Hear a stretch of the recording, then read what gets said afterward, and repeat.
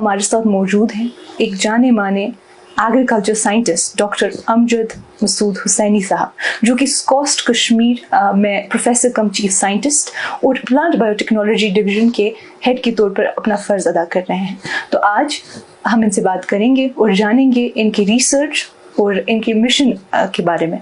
अमजद साहब, आपका शुमारे में खैर मकदम। शुक्रिया, जज़ाकल्लाह।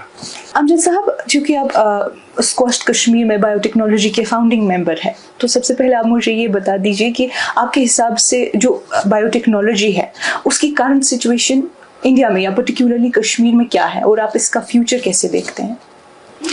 माशाल्लाह, आपने बहुत ही अच्छा सवाल किया हुआ है जो हमारे लिए इम्पोर्टेंट है और हमारी पॉलिसी के लिए इम्पोर्टेंट है कि कश्मीर में क्या होना चाहिए। तो उसमें मैं पहले तो ये कहूँगा कि हमने कल ही एक एकेडमिया इंडस्ट्री वर्कशॉप किया था, जिसमें ऑनरेबल वाइस चांसलर साहब जो हैं हमारे प्रोफेसर नज़ीर अहमद गनाई साहब आए थे, और उन्होंने भी उसमें यही कहा कि बायोटेक्नोलॉजी जो है वो फ्यूचर के लिए, जो कश्मीर का फ्यूचर है और जो इंडिया का फ्यूचर है, उसमें एक सेंट्रल रोल प्ले करने वाला है।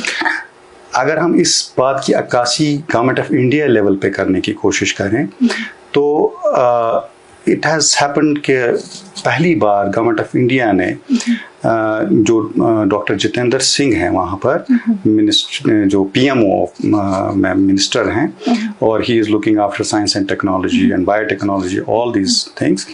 उन्होंने एक पॉलिसी प्राइम मिनिस्टर के इस पे की हुई है, उसको बोलते हैं बायो E3 पॉलिसी।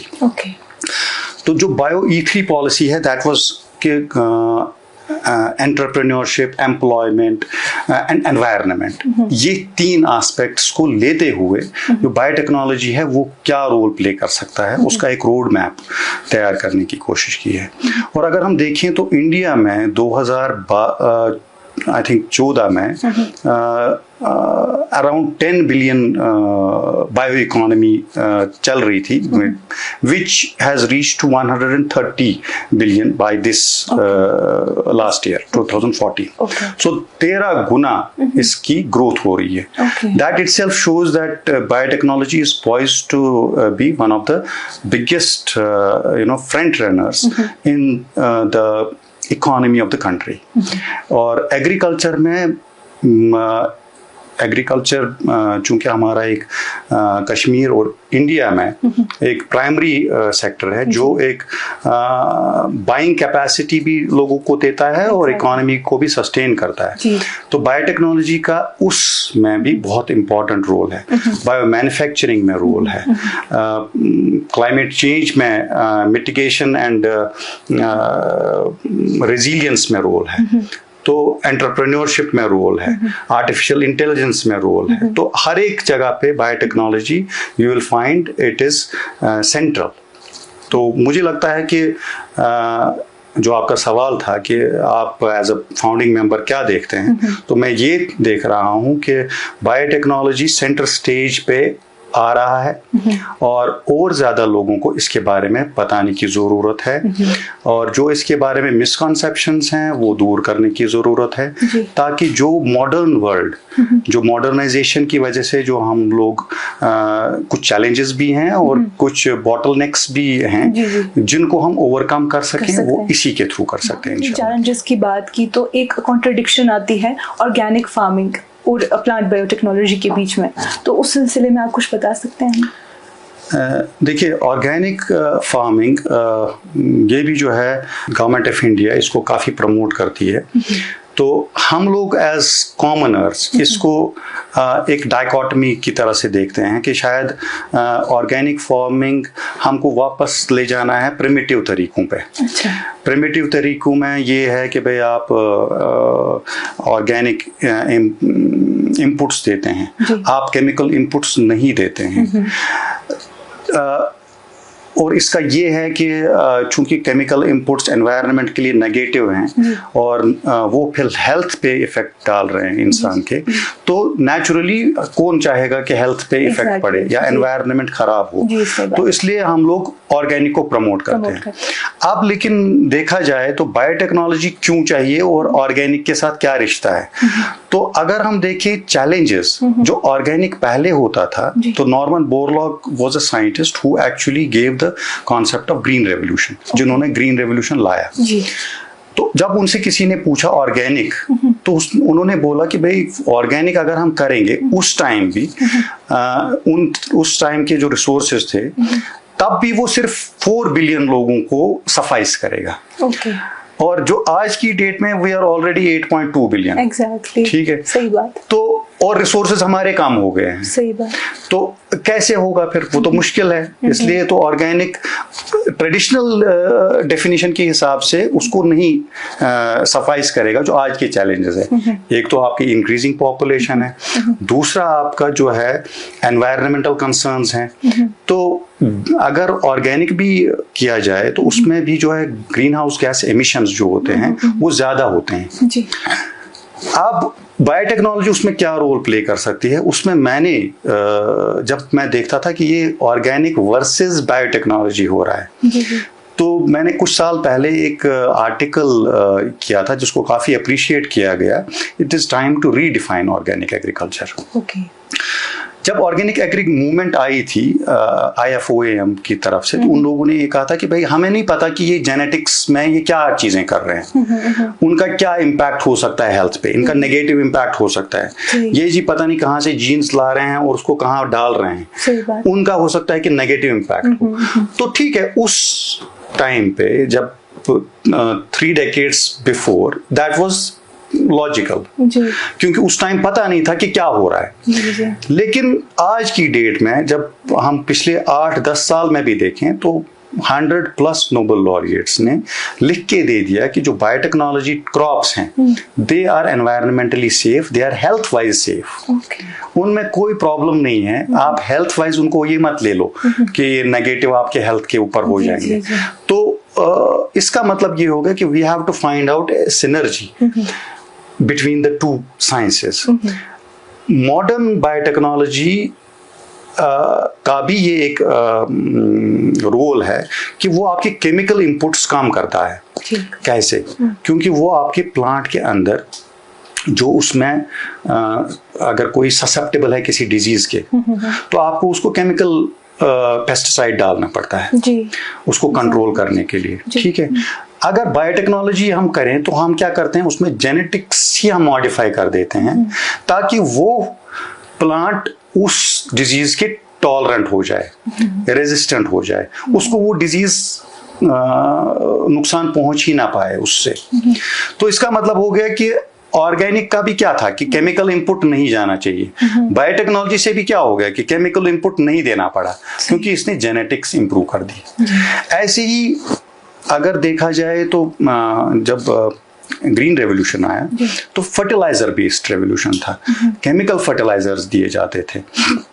फर्टिलाइजर्स जब एक्सेस में दिए गए तो उनका सॉइल पे इम्पैक्ट पड़ा, नेगेटिव इम्पैक्ट पड़ा, सॉइल हेल्थ खराब हो गई और लीचिंग से पानी खराब हो गया, जो डाउन आपका सीपेज है उससे वो पानी की क्वालिटी, ग्राउंड वाटर लेवल उसमें खराबी आ गई। तो वो चीजें भी जब आप न्यूट्रिएंट यूटिलाइजिंग, जो बेटर न्यूट्रिएंट जो nitrogen use efficiency, phosphorus use efficiency, zinc use efficiency, जो भी आप बाहर से न्यूट्रिएंट दे रहे हो उसको एफिशिएंटली यूज कर रहा है प्लांट, वो आप बायोटेक्नोलॉजी की तरीके से कर सकते हैं कि उसकी एफिशिएंसी बढ़ा सकते हैं। तो आप क्या कर रहे हैं, आप केमिकल इनपुट्स फिर से कम कर रहे हैं कि नुकसान नहीं हो रहा है, जाया नहीं हो रहा है, एफिशिएंसी प्लांट की ही बढ़ा रहे हैं। तो ये जेनेटिक्स का एक अप्रोच है। पहले एग्रोनॉमी का अप्रोच था, एग्रोनॉमी से आप बाहर से इनपुट्स दे रहे थे, केमिकल इनपुट्स। ऑर्गेनिक उन इनपुट्स को अपोज करता है कि ये मत दो। तो अब क्या करना है, अब फिर जेनेटिक्स को इम्प्रूव करना है। तो ये आर्टिकल जब मैंने लिखा था तो इसको काफ़ी अप्रिशिएट किया गया था। तो साइंस में भी होते हैं कि कुछ जेन्युइन होते हैं, कुछ some motto driven people are still there कि जिसमें वो चाहते नहीं एक ऑर्गेनिक इंडस्ट्री अलग रहे, एक ये इंडस्ट्री अलग रहे। हाँ। तो हम मैं उसमें कोई डायकोटमी नहीं देखता, मैं देखता हूँ कि ये दोनों साथ साथ में चल सकते हैं और एक दूसरे को सप्लीमेंट कर सकते हैं। जैसे कश्मीर में जो है, जो एडवांस्ड बायोटेक्नोलॉजिकल रिसर्च जो है, so how do you make sure कि जो उसकी एप्लीकेशन है वो होती है ऑन ग्रास रूट लेवल्स, या किसानों को उससे फ़ायदा मिलता है या नहीं? देखिए, हम लोगों का जो डिपार्टमेंट है वो 2013 में स्टार्ट हुआ as a centre for plant biotechnology. जो हमारे ऑनरेबल वाइस चांसलर इस टाइम है, he was heading that department that time. तो 2013 आप ये मान के चलिए कि it is just only a decade, ठीक है। और फिर हम इंडिपेंडेंटली एज ए डिवीजन जब स्टार्ट हुए तो इट वाज 2017। ओके। तो पहला है कि हम कोई टेक्नोलॉजीज डेवलप करें, तब जाके है कि फिर वो टेक्नोलॉजीज फार्मर के पास जाएं, वहाँ वैलिडेट हों, वहाँ वो लोग उसको यूज करें। तो बायोटेक्नोलॉजी में हम लोग फिलहाल जो है, हम लोग जैसे न्यूट्रीजिनोमिक्स पे काम कर रहे हैं। Okay. कुछ साइंटिस्ट हमारे की जो न्यूट्रिएंट एफिशिएंट वैरायटीज हैं, उनको हम आइडेंटिफाई कर रहे हैं मॉलिक्यूलर टेक्निक से, कि भाई इनमें जिंक ज्यादा है, इनमें आयरन ज्यादा है, इनमें न्यूट्रिशनल क्वालिटी बेटर है। मेरी एक स्टूडेंट पीएचडी में उसने राइस के बहुत सारे हमारे यहाँ लोकल जर्मप्लाज्म जो था या एडवांस ब्रीडिंग लाइंस थी, उनको इवैल्यूएट किया न्यूट्रिशनल क्वालिटी के लिए। तो उससे क्या होता है कि जब हमको पता होता है कि भाई ये बेटर क्वालिटी ये वैरायटीज हैं, उनकी अब हम ब्रीडिंग करें, उनकी अब हम फिर से ब्रीडिंग करके उसको पॉपुलराइज करें, उसमें डेवलप करें वैरायटीज। तो ये एक सेक्टर है। दूसरा सेक्टर इसी तरीके से कुछ लोग मेडिसिनल प्लांट्स पे, कि मेडिसिनल प्लांट्स का यूज जो है उसको अगर हम कर रहे थे यहाँ पर, तो उनके बायोमोलिक्यूल्स कौन कौन से एक्टिव थे, उनके अंडर क्या है। हमारे यहाँ जो लोकल एंडेमिक मेडिसिनल प्लांट्स हैं, उनका क्या एक्चुअल रोल है आपकी हेल्थ प्रमोशन में। जब हमको वो पता चलता है, तब जाके हम किसी को एडवोकेट कर सकते हैं कि भाई ये आप खाओगे या आप पियोगे तो ये आपकी सेहत के लिए ठीक रहेगा। तो we have made a beginning, we are 5 scientists right now who are working tirelessly and who are contributing, and we are poised to grow, and inshallah by the time we start growing and we have enough, then things will get translated in the field also. Exactly. At the farmers level. And there are certain regulations also in place, जो खास तौर से जो genetically modified plants के लिए हैं, तो वो आप सीधे ही आप फार्मर के पास नहीं ले जा सकते हैं। जो मैंने अभी कहा था कि उसमें बहुत ज़्यादा स्ट्रिक्ट रेगुलेशंस हैं, उनको पहले पास करना होता है।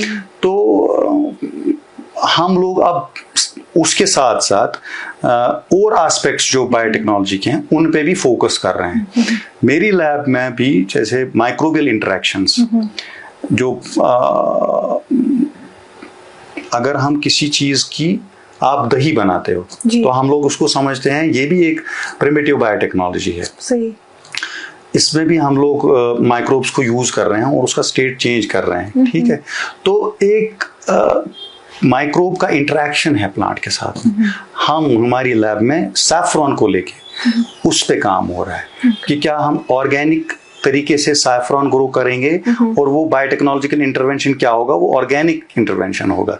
यानी माइक्रोब्स उसमें क्या मदद कर सकते हैं कि सैफ्रॉन की क्वालिटी बेटर हो, कॉम साइज बेटर हो, उसकी रेजिस्टेंस बेटर हो। उसको हम लोग बोलते हैं इंड्यूस्ड सिस्टेमिक रेजिस्टेंस।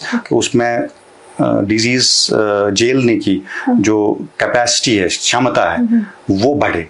तो इस तरीके से हम लोग काम कर रहे हैं। तो इंशाल्लाह वो धीरे धीरे ग्रास रूट लेवल पे भी जा रहा है। जैसे आपका जो मिशन रहा है, जिसमें आपने जो माल न्यूट्रिशन है उसका मुकाबला आप कर रहे हैं, एंड आपने किसानों की इनकम के लिए जो राइस है, स्ट्रॉबेरी है, या फॉर दैट मैटर सैफरन है, उस पर भी आप रिसर्च कर रहे हैं। तो उस सिलसिले में हमें कुछ बताइए।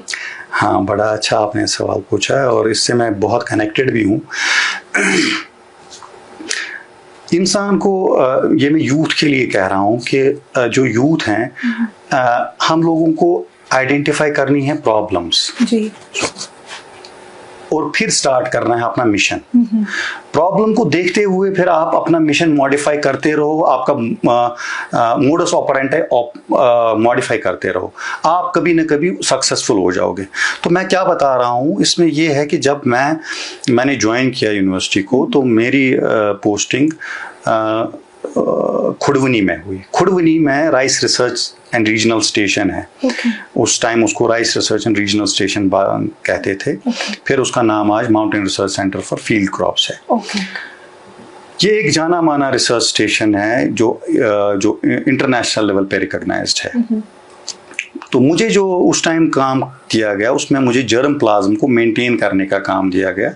और उसमें हम लोगों ने जब मेंटेन स्टार्ट किया, तो मैं देख रहा हूँ कि ये तो सिर्फ मेंटेन हो रहा है ईयर आफ्टर ईयर। तो पहला जो मुझे लगा कि हम लोग इसमें से जो पोटेंशियल वैरायटीज हैं, जिनमें कुछ दम है, जो आप कह रहे थे भी न्यूट्रिशनल जिनमें क्वालिटीज हैं, या उसमें कोई अलग क्वालिटी है जिससे फार्मर की इनकम बढ़ सकती है, क्या हम फोकस करें। तो हमने उस टाइम तकरीबन 600 के अराउंड एक्सेशंस थे। उनमें से 17-18 एक्सेशंस अलग निकाले, जिनको जग वैरायटीज जग बोलते हैं। अच्छा, ठीक। जग मतलब उनमें पिगमेंटेड होते हैं, वो पिगमेंटेड होते हैं, उनमें न्यूट्रिशनल क्वालिटी बेटर होती है। तो उस पे एक ट्रायल स्टार्ट किया था। उस टाइम जो हमारे एसोसिएट डायरेक्टर साहब थे, उन्होंने उसको काफी सपोर्ट किया, उस चीज को उन्होंने अप्रिशिएट किया कि आप इस तरह से इसको अगर करेंगे, आप इन पे फोकस करो। तो हमने उन पे फोकस करना स्टार्ट किया। और उस टाइम हमने ये कहा कि राइस तो ग्रो हो रहा है, लेकिन जनरल जो जिसको हम कोशुर कश्मीरी में बोलते हैं, कोशुर तोमुल कश्मीरी, वो बेसिकली कश्मीरी भी नहीं है, दीज आर चाइनीज वैरायटीज। तो उसमें के कुंतोजी एक वैरायटी है, K39, जो यहाँ पर डेवलप हुई थी उसी इंस्टीट्यूट में। के कुंतोजी आपने कभी सुना हो तो वो एक फर्स्ट वैरायटी थी कश्मीर की, जो राइस की ब्रीडिंग के बाद हुई है। तो हमने कॉन्सेप्ट ये कहा कि भाई स्पेशलिटी राइस, उसमें मुश्कबुज्जी का नाम आपने सुना, उन्हीं दिनों मुश्कबुज्जी पे फोकस आना स्टार्ट हो गया। हमने ये कहा कि मुश्कबुज्जी को हम लोग प्यूरिफाई करें। बहुत सारे फार्मर्स खुद से उसको ग्रो कर रहे थे, अपने अपने फील्ड्स में ग्रो कर रहे थे, लेकिन उनमें डिफरेंसेस होती थी। कुछ में होता था सेंट, कुछ में नहीं होता था। ठीक है। तो हमने वो सारे कलेक्ट किए। अब्दुल गनी राथर साहब थे हमारे हेड उस टाइम वहाँ, उन्होंने वहाँ से कलेक्ट करवाया, फिर उन्होंने मुझे दे दिया। उन्होंने बोला इनको प्यूरिफाई करना है। तो प्यूरिफाई करने से क्या होगा, वो हमने 3 साल वो प्रोसेस किया, उनको प्यूरिफाई किया। प्यूरिफाई करने का मतलब ये हो गया कि असली मुश्कबुद्ध उसमें से निकालना, जिसकी डिजीज टॉलरेंस बेटर थी, जिसकी न्यूट्रिशनल क्वालिटी बेटर थी, जिसका एरोमा बेटर था बाकियों से, और फिर उसको मल्टीप्लाई करना, उसका जो है ब्रीडर सीड से फिर जाके फाउंडेशन सीड बनाना, फाउंडेशन सीड से फिर उसको डिस्ट्रीब्यूट करना फार्मर्स में। और फिर उसी टाइम हमारी लीडरशिप में थोड़े वहाँ चेंजेस भी आए, और इनफैक्ट फिर उसको कॉमर्शलाइज हम लोगों ने किया, फार्मर्स को वापस दे दिया। आप फार्मर को आपको लिंक करना है मार्केट के साथ, तो मार्केट के साथ लिंक करने के लिए सर्वेश्वर बासमती मशहूर ब्रांड है जम्मू से, तो उनको रोपन किया गया, जो हमारे वहाँ उस टाइम डायरेक्टर रिसर्च थे और जो हायर अप्स अथॉरिटीज थे। हमने जब उनको ये कहा कि सर अब इसको ज़रूरत है इसको लोगों तक ले जाने के लिए, तो उन्होंने फिर उनके साथ जब टाई अप किया, तो एक फायदा ये हो गया कि जो ये वैरायटी है ये सेव हो गई, जो ये धीरे धीरे एक्सटिंक्ट हो रही थी। दूसरा फायदा ये हो गया कि इसकी जब आप फील्ड ये देखते हैं, वैल्यू देखते हैं, तो ये 4 से 5 गुना कॉस्टली है। तो it is much more remunerative for the farmer than the traditional one. Exactly. तो वो उससे मोटिवेट हो गया कि भाई हम ये वाला ग्रो करेंगे तो हमको पैसा ज्यादा मिलेगा। जो डबलिंग ऑफ द इनकम जो प्राइम मिनिस्टर साहब ने कहा उसको भी वो ऑर्गुमेंट कर रहा है वो चीज। तीसरी ये चीज है कि वो पॉपुलराइज होना स्टार्ट हो गया, तो conservation of our variety has happened, commercial aspect has happened, and it was recognized at the national level, and those farmers and the scientists played in that role. They were given Genome Savior Award by ICR, Indian Council for Agriculture Research. तो ये एक aspect है, जैसे कि nutrition पे काम किया, ऐसे फिर जग वैरायटीज पे, पिगमेंटेड वैरायटीज, उनको पॉपुलराइज करना। तो फिर इन द मीनवाइल 2013 में हमने जब डिपार्टमेंट स्टार्ट करना था, तो मुझे फिर वहाँ से कहा गया कि अब आप यहाँ फाउंडिंग मेंबर हो, इसमें यहाँ आ जाइए, अब हमारी सर्विसेज आपको यहाँ पर ज़रूरत है। तो फिर वो प्रोग्राम फिर उसके बाद आगे चलता गया और वो पॉपुलराइज हो रहा है, लोगों को और फायदा मिल रहा है उससे, और ज़्यादा अब एडवांसमेंट उसमें कर रहे हैं। तो ये एक एस्पेक्ट है। फिर जब हमने उसका लैब में किया बायोटेक्नोलॉजी, तो पहला काम हमारा ये था कि उसके जो अरोमा है, जो उसमें सुगंध आ रही है, वो किस जीन की वजह से आ रही है, क्या ये जीन अगर हम आइडेंटिफाई कर सकते हैं तो उसी जीन की बेसिस पे हम देख सकते हैं कि हम ये जेनेटिक मॉडिफिकेशन और वैरायटीज में करें जो हायर यील्डिंग है। इसमें कॉस्ट तो फेच करता है, लेकिन ये थोड़ा लोअर यील्ड है as compare to the traditional one. उनमें क्या कर सकते हैं, तो उस पे हमारे 2 स्टूडेंट्स हैं जिन्होंने काम किया, और BADH2 एक जीन है, उसमें एक म्यूटेशन आती है एक्सॉन 2 में और एक्सॉन 7 में, वो हम लोगों ने आइडेंटिफाई किया, उसको मार्कर बेस्ड उसके लिए इंट्रोग्रेशन मेथड भी बताया कि कैसे कर सकते हैं हम दूसरे में ट्रांसफर उस चीज़ को। तो वो भी एक स्टार्टिंग ऑफ दैट जो आपका क्वेश्चन। अच्छा, जो कि आपने मिलावट के मसाइल पे काम किया है, और आपने सैफ्रोनॉमिक्स पे भी काफ़ी काम किया है, तो आप मुझे बता सकते हैं how do we make the sure कि इंडिया में जो इसकी क्वालिटी है वो साफ है? How do we ensure that? Saffron की सैफरन, हाँ, सैफरन जो है ये हमारा निश क्रॉप है, ये कश्मीर का क्रॉप है और ये हमारी मीरास है, और इसको बचाना हम सबका फर्ज है, एक एक आदमी का। तो मैं ये कहूँगा कि अनफॉर्चुनेटली कुछ लोग इसमें फ्रॉडलेंट प्रैक्टिसेस करते हैं, और वो फ्रॉडलेंट प्रैक्टिसेस की वजह से सब लोग फिर बदनाम हो जाते हैं। और जब देखा जाता है कि डाटा हम लोगों ने देखा, वो पहले भी लोगों ने देखा था कि मैं कुछ परसेंटेज इसमें एडल्ट्रेंट्स होते हैं, कुछ हैं कि फेक ही हैं, टोटल फेक ही हैं। तो आप जब इंसान जब किसी कंज्यूमर को चीट करता है, एक तो वो अनएथिकल है, खुदा को पसंद नहीं है, दूसरा वो कंज्यूमर कॉन्फिडेंस को झिझोड़ देता है और वो फिर आपसे फिर लेगा नहीं, और तीसरी बात ये है कि आपका जो एक्चुअल सेक्टर है वो सफर करता है, क्योंकि जब यहाँ से एक पैरेलल सेक्टर खड़ा हो जाता है जो फेक पे चलता है, तो वो एक्चुअल वाला क्यों काम करेगा, उसके लिए बेचारे के लिए डिसइंसेंटिव है। तो लॉज हैं कि जो इसको कर्टेल करने के लिए, बट उसमें इन्फोर्समेंट का बहुत मुश्किल होता है। तो मैंने एक अप्रोच लिया, एक जो मैंने कहा था कि एक प्रॉब्लम जब इंसान लेके चलता है तो वो 24 घंटा उसके दिमाग में चलती रहती है। तो गवर्नमेंट ऑफ इंडिया में डिपार्टमेंट ऑफ बायोटेक्नोलॉजी ने स्टैनफोर्ड यूनिवर्सिटी के साथ में एक वहाँ प्रोफेसर मनु प्रकाश एक साइंटिस्ट हैं, उन्होंने एक पेपर माइक्रोस्कोप बनाया था। पेपर माइक्रोस्कोप जब यहाँ पर इन्होंने देखा तो उन्होंने उसको रोप इन करने की कोशिश की कि भाई ये माइक्रोस्कोप किस किस में यूज हो सकता है।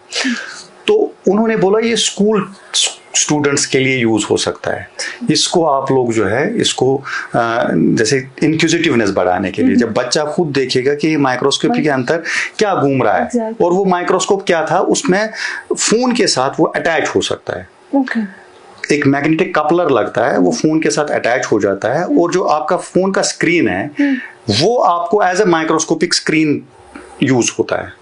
It helps you in seeing कि वो जो वहां पर हो रहा है, ऐसे हम अदरवाइज माइक्रोस्कोप के अंदर आंख से देखते हैं, यहाँ पर आपको ये स्क्रीन पे दिखता है। जी बिल्कुल। तो हमने जब ये प्रोग्राम हुआ था तो गवर्नमेंट ऑफ इंडिया ने प्रपोजल्स मांगे थे, तो मैंने एक प्रपोजल डाल दिया कि क्या हम सैफरॉन को इस तरीके से आइडेंटिफाई कर सकते हैं, मैं इस पे काम करना चाहते हैं हम लोग। तो ये मिल गया हमको, बहुत कम पैसा था, ऐसा कुछ नहीं था ज़्यादा बड़ा ये, लेकिन फोकस्ड अप्रोच था। और फिर हमने ये किया कि जो सैफरॉन को जब उस फोल्डोस्कोप के अंदर देखते हैं अलग अलग तरीके से, तो हमने देखा कि इसमें कुछ कैरेक्टरिस्टिक्स हैं जो फेक चीजें में नहीं है। तो वो आइडेंटिफाई हुए, उनके बेसिस पे हमने एक पोस्टर बनाया।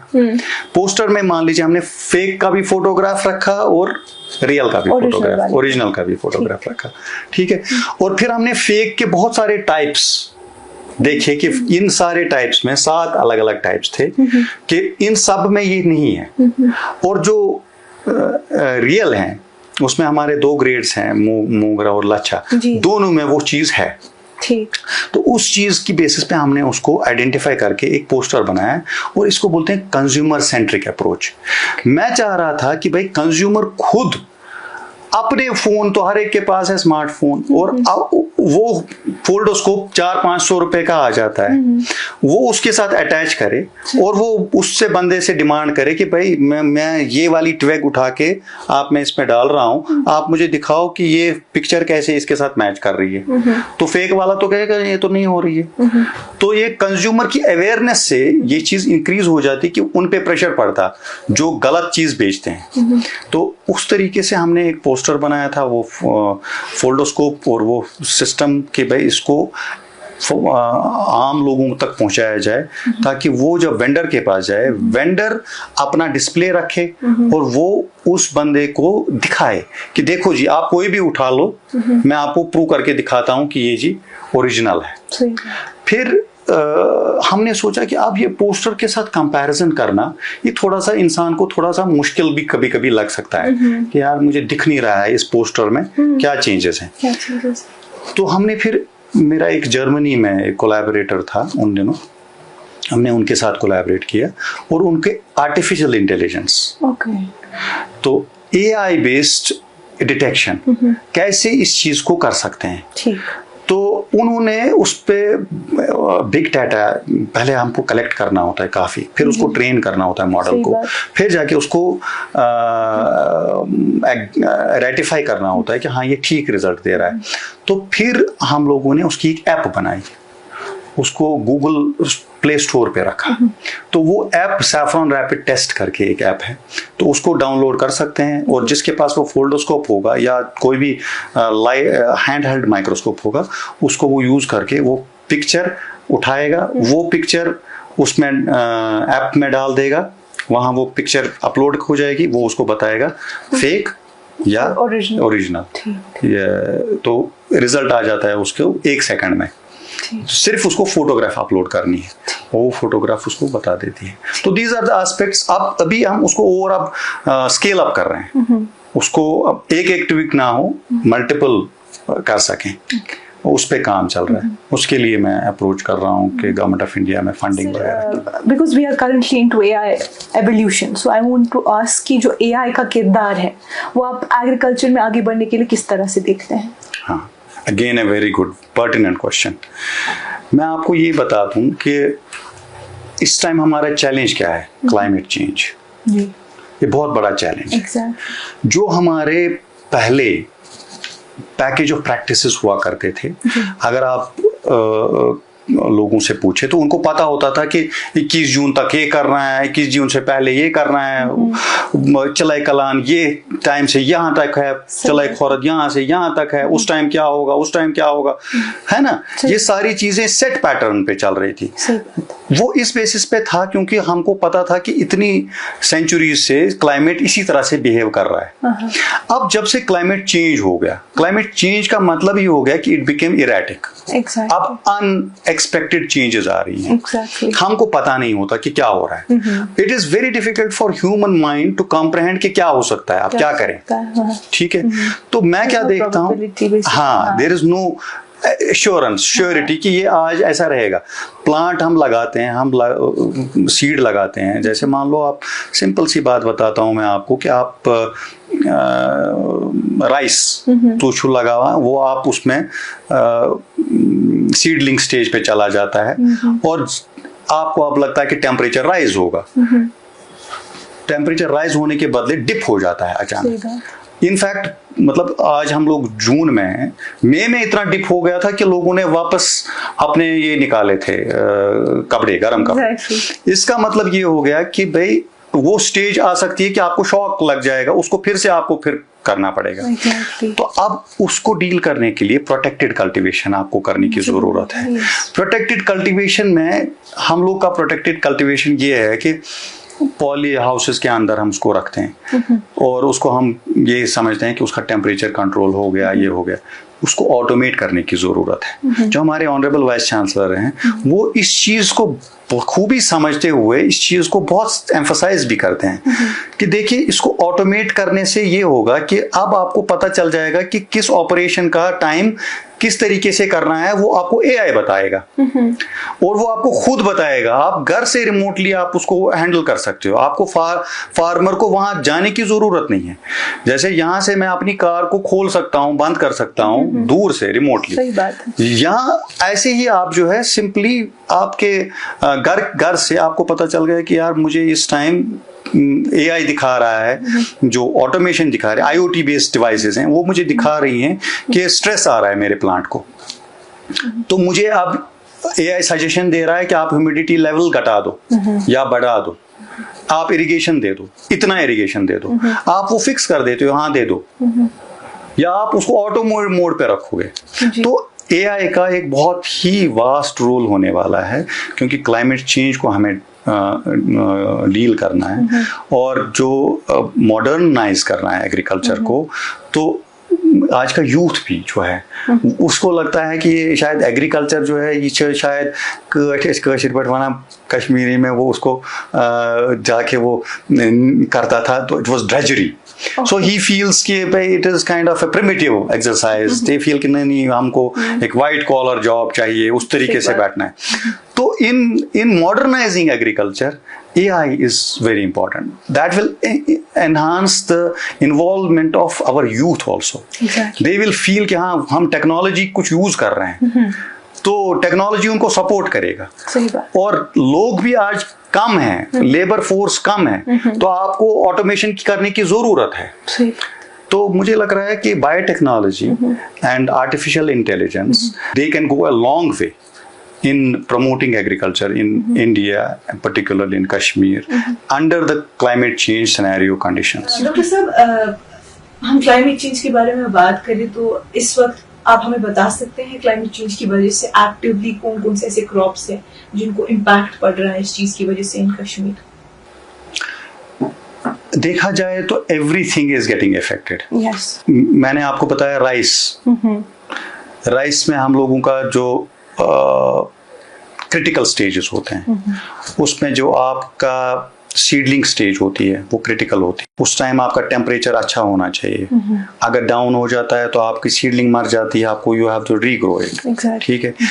सिमिलरली अगर जब आपका पैनिकल इनिशिएशन स्टेज होता है, जब वो दाना बनता है, उस टाइम अगर आपका टेम्परेचर डाउन हो गया तो आपका वो फिल नहीं होता ये, और आपका लॉस होता है, वो चैफी हो जाता है जी। तो वो सारा लॉस हो जाता है। सिमिलरली अगर हम सैफरॉन में मैं देखूं, सैफरॉन में हमें इरिगेशन हालांकि कम चाहिए, तो हमको लेकिन चाहिए वो अगस्त में, सितंबर में, अक्टूबर में, वो इम्पोर्टेंट है उसके लिए। अगर वो नहीं मिलती है, इवन 2 इरिगेशंस भी नहीं मिल रहे, 2 रेनफॉल नहीं हो रहा है, तो आपका फेल हो रहा है। इनफैक्ट ऐसा भी हो गया, 2 साल हमने ये भी देखा कि अभी फार्मर्स सैफरॉन को हार्वेस्ट ही कर रहे थे, नवंबर की ही बात थी। सही बात। 4 नवंबर को स्नोफॉल हो गया। सही बात। उससे पहले 1 साल सिमिलर तरीके से हुआ था। तो ये हो गया कि भाई उनकी वजह से फिर क्रॉप लॉस हो गया, उन्होंने पूरा हार्वेस्ट नहीं किया था। तो एप्पल में देखें, जो नई नई डिजीजेस डेवलप हो रही हैं, जो आपका इंसेक्ट है, जो पेस्ट है, that is getting much conducive atmosphere at some particular stage because of change in the climate. तो पहले हम लोगों को होता था कि हम सैनिटेशन रखेंगे, ऐसा करेंगे, ऐसे करेंगे, लेकिन क्लाइमेट का इतना इम्पैक्ट नहीं होता था इस पे नेगेटिव। तो आज की डेट में हर एक क्रॉप में आपको सेंसिटिव रहना है कि नहीं, ये इम्पैक्ट हो सकता है। तो I would say that we are not immune. हाँ, इंसान थोड़ा इम्यून है। हम ये सोचेंगे कि ग्लोबल लेवल पे अगर 1 degree Celsius has been increase in the temperature of the whole earth after what we say as climate change, हम तो एक जैकेट पहन लेंगे, 1.1 डिग्री से क्या होगा, लेकिन for at the level of the plants, at the level of the microbes, it is a huge change. और इससे बहुत सारी कैलिब्रेशंस हो रही हैं। और जो इरेटिसिटी है, अनप्रेडिक्टेबिलिटी है, ये सबसे एक खतरनाक चैलेंज है।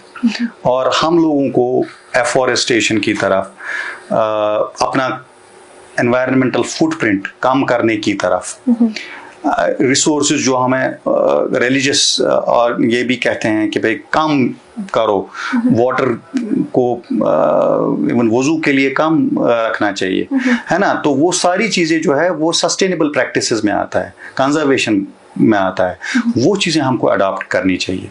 और कश्मीर जो है वो एक इको फ्रेजाइल जोन में है। हमारी सारी इकोनॉमी इकोलॉजी पे है, एनवायरनमेंट पे है। हम जो खाते हैं वो एनवायरनमेंट की वजह से खाते हैं। हमारे ऋषि मुनियों ने यही कहा है कि अनपोष तेलिल वानपोष। और जो टूरिज्म सेक्टर है वो हमारे फॉरेस्ट पे है, एनवायरनमेंट पे है। अगर हम वेंडलाइज करते रहेंगे, अगर हम डेवलपमेंट के नाम पे सब जगह पे अनप्लान्ड तरीके से चलेंगे, तो we are doomed to get very very bad situation, very bad situation. Doctor साहब, आपका बहुत बहुत शुक्रिया, आप यहाँ आए और आपने अपना कीमती वक्त हमें दिया। बहुत बहुत शुक्रिया।